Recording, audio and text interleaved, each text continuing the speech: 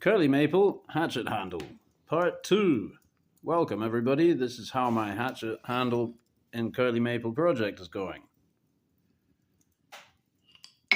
Oops. Quite nicely shaped. Been finishing off these, what is to be the smooth areas with 80 grit. Been whittling in the grooves a little more. Tested out a bit of steel wool in there. Didn't do much, but maybe it'll help. Still got to tidy them up a bit, but whatever. We're nearly good to use. I just installed the head, and I don't think I want to take it off again now. I got it on, and I thought, that looks so good now, because I was gonna install with epoxy, epoxy everything up, and then do it like that. But I think at this point, what I'll do is just drip in epoxy into the slot here. There is still a little gap down there that will also not be entirely accounted for by this, but it is more or less shaped to fit in the eye. A piece of walnut wood. I used some of this to put the handle on the knife I made for Capital Electro. And so this would actually tap into, I had to tap this into the eye of the hatchet there. It's pretty much shaped, profiled to go in, right? So that's the front part, that's the back part, a little radius on it. But even so, there will be a tiny gap up at the front here, and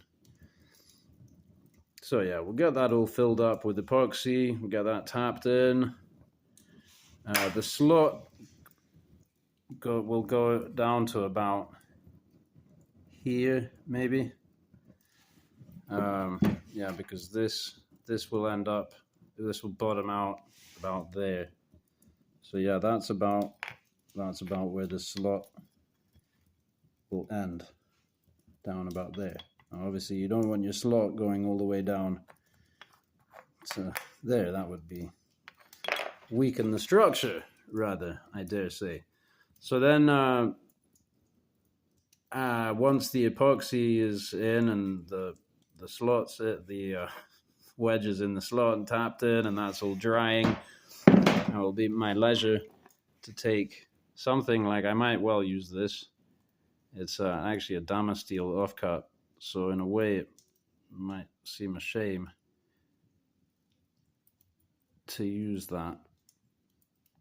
Could, use it to make something ornamental, an escutcheon, an earring. But it's really good shape to start out. So in principle, I'm going to grind that off, and then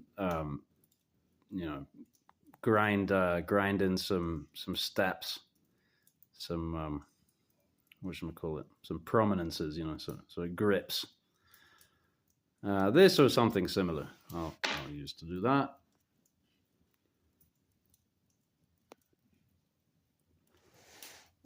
This is the piece of firewood. It's the other part of this. So I split a kind of a rectangle off, I think it was this side that I split it off.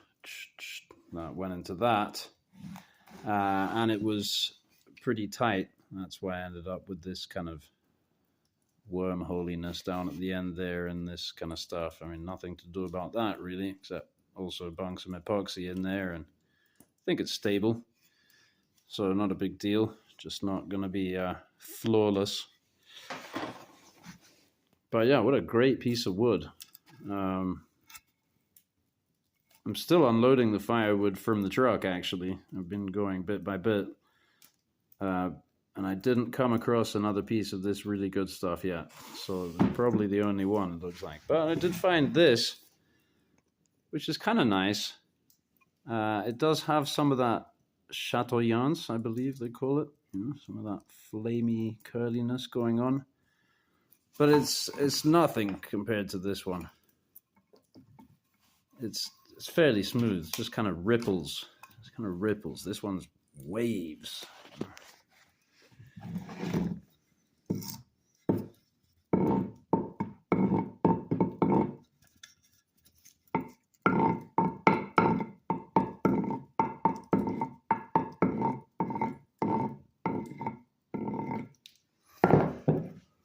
So yeah, that was a lucky break. I mean, I feel like I think I spent what was it, $170 on firewood, and $10 on the hatchet head here. I'm gonna end up with like a $200 hatchet. So cool. In theory, of course. Many's the slip, twixt cup and lip. Let's not get cocky. Where did I put that walnut wedge? Oh no, I didn't throw it in the fire by accident, did I? That's what I usually think to myself. This kind of thing happens. As long as I don't accidentally throw my gas lighter into the fire one of these days, I'll probably be okay. Thanks for watching.